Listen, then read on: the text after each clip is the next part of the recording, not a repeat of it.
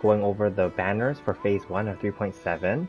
So in this case, we'll be talking about the characters. It will be Yoimiya and it will be Yae Miko, as well as on the 4-star side, it's going to include Chongyun, Yunjin, and the debut of Kirara.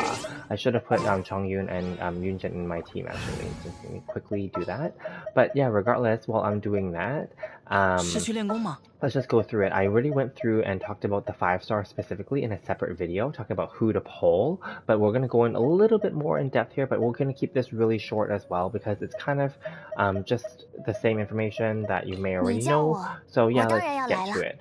So I feel like of these characters, I personally prefer Yoimiya over Yae Miko, and I already said that in the other video as well. I find Yae Miko's gameplay to be clunky, but she has her uses, of course, but I just prefer Yoimiya over her. Now, are both of these characters, Yoimiya and Yae Miko, are they must-pull characters? No, they are not. I want to say that right now. They are optional characters. They're nice to have. For example, like if you're missing these kind of elements or these kind of DPS or sub-DPS elements or characters in your roster, then they're nice to have, but they're not must-have characters. There are better, Pyro DPS and Electro DPS options out there, of course. So just keep that in mind, whether it's DPS or sub-DPS. So you're not missing anything if you don't have these two characters. Just be clear here. But they're cool if you wanted them, you missed out on them, or if you, really like them, right, then that's fine, right? Or if you're missing some of this coverage in your rosters for like Pyro and Electro, then that's fine.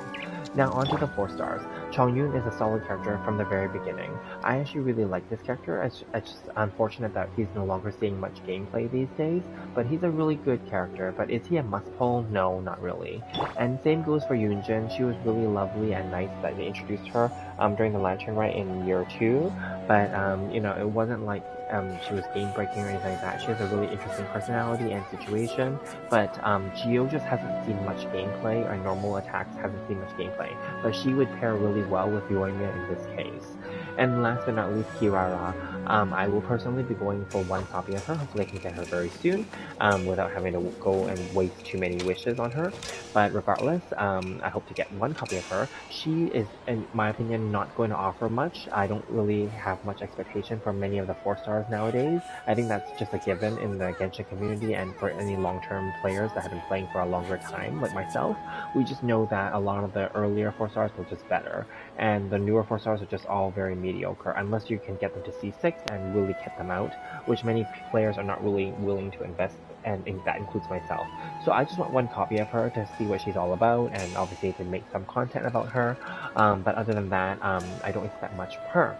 So let me know what you guys think for 3.7 phase 1 characters. Are you guys polling for any of these characters, whether 5-star or 4-star? Or are you skipping them for phase 2, where Kazuha and Hatham will be rerunning? Or are you skipping them altogether and going for 3.8 or beyond for the Fontaine characters? Let me know what you guys think, and I will see you guys in the next video.